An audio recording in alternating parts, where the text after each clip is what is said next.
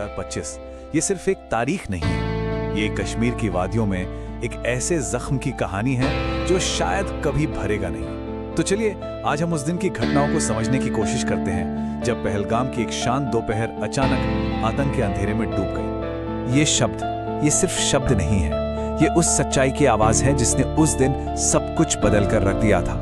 पहलगाम, जो अपनी जबरदस्त खूबसूरती और सुकून के लिए जाना जाता था, उस दिन एक ऐसे खौफ का गवाह बना जिसकी किसी ने कल्पना भी नहीं की थी।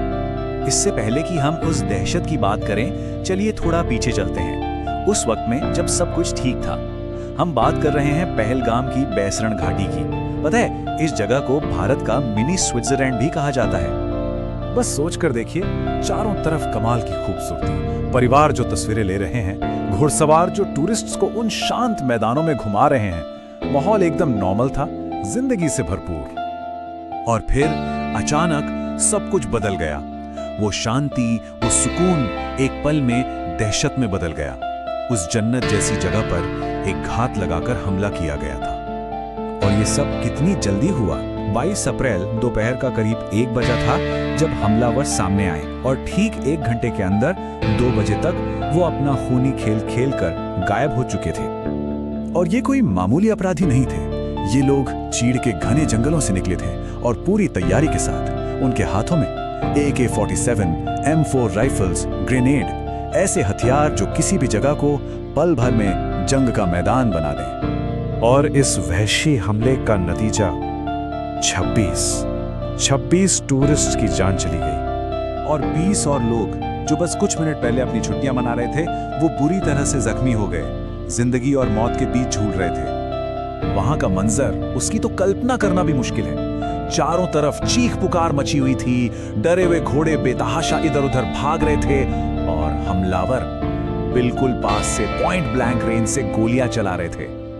जब गोलियों की आवाज थमी तो उसके बाद जो बचा वो थी एक अजीब सी डरावनी खामोशी। वो घाटी जो कुछ देर पहले लोगों की हंसी खुशी से गूंज रही थी, अब बिल्कुल चुप थी। लेकिन इस दहशत के बीच भी इंसानियत जिंदा थी। जो लोकल पोनी वाले थे, वो अपनी जान की परवाह किए बिना जख्मियों की मदद के लिए दौड़ पड़े, जबकि बाकी टूरिस्ट जाहिर है डर के मारे चट्टानों के पीछे छिपे हुए थे। और जब तक पास के आर्मी कैंप से सिक्योरिटी फोर्सेस पहुंच पाती, हमलावर वहां से निकल चुके थे। घने जंगल का फायदा उठाकर वो अंधेरे में कहीं खो गए। और उनके जाने के बाद वहां क्या बचा? खून से सनी जमीन, लोगों के छूटे हुए बैग्स, टूटे हुए कैमरे और एक खामोश घाटी जो उस दहशत की गवाह थी। जब ये खबर पूरे देश में फैली तो एक झटका सा लगा। गुस्सा, दुख, हर तरफ यही था। और इसी के साथ सवाल उठा कि ये किसने किया। जवाब ढूंढने के लिए फौरन इन्वेस्टिगेशन शुरू हो गई। अब काम शुरू हुआ NIA और जम्मू कश्मीर पुलिस का। उन्होंने सबसे पहले सीन को सिक्योर किया, फिर शुरू हुई सबूत इकट्ठा करने की कोशिश। गोलियों के खोल, कम्युनिकेशन चिप्स, यहां तक कि पैरों के निशान, हर चीज को परखा जा रहा था। और जल्द ही इन्वेस्टिगेशन में एक बात साफ हो गई, ये कोई रैंडम अटैक नहीं था, ये स्ट्रैटेजिक था। मतलब ये अचानक नहीं हुआ था, इसे पूरी प्लानिंग के साथ किया गया था। और ये प्लानिंग साफ दिख रही थी।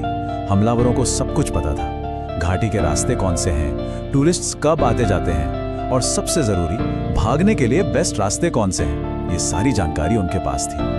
इस बीच पूरे देश में इस हमले की खबर आग की तरह फैल चुकी थी। लोगों में गुस्सा था, डर था, और बहुत सारे सवाल थे। हर कोई बस एक ही चीज मांग रहा था, इंसाफ।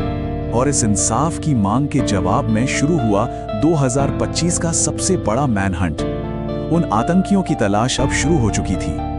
सिक्योरिटी फोर्सेस ने इसे बहुत सीरियसली लिया। सबसे पहले पूरे एरिया पर कंट्रोल किया गया, फिर जंगलों की घेराबंदी हुई, आसमान से ड्रोन से नजर रखी जा रही थी, और रात के अंधेरे में भी सर्च ऑपरेशंस चल रहे थे। इस ऑपरेशन का कुछ फायदा भी हुआ। कुछ दिनों बाद एक एनकाउंटर में 2 आतंकवादी मारे गए, लेकिन इस पूरे हमले के जो मास्टरमाइंड्स थे वो अब भी फरार हैं, वो अभी तक पकड़े नहीं गए हैं। तो आखिर में क्या बचा? एक जन्नत जो एक जंग के मैदान में बदल गई। 26 बेगुनाह लोगों की जान चली गई और उनके परिवार हमेशा के लिए तबाह हो गए। और ये घटना हम सब के लिए एक बहुत बड़ा सवाल छोड़ जाती है।